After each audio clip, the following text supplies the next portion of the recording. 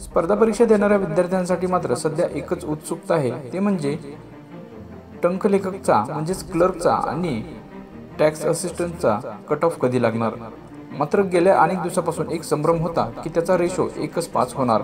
मात्र याबाबत आता आयोगानं एक प्रसिद्धी पत्र काढलं आहे, कारण की महाराष्ट्र गट क सेवामुख परीक्षा 2023 या स्पर्धा परीक्षेमधून भरावयाच्या लिपिक टंकलेखक आणि कर सहाय्यक या संवर्गाच्या टंकलेखक कौशल्य चाचणीसाठी पात्र ठरणाऱ्या उमेदवारांचे प्रमाण 1:3 वरून 1:5 करण्याबाबत आयोगाकडे मोठ्या प्रमाणात उमेदवारांनी निवेदनं प्राप्त झाली होती। मात्र या संदर्भात आयोगाने अवगत करण्यात येते की आयोगामार्फत प्रस्तुत करण्यात आलेल्या दिनांक 13 ऑक्टोबर 2023 रोजी प्रसिद्ध करण्यात आलेल्या गट क सेवा मुख्य परीक्षा या जाहिरातीमध्ये मुद्दा क्रमांक 10.2.5 मध्ये भरावयाच्या एकूण पदापैकी प्रत्येक आरक्षित प्रवर्ग उपप्रवर्गासाठी सुमारे 3 पट उमेदवार टंकलेखन कौशल्य चाचणीसाठी उपलब्ध होतील।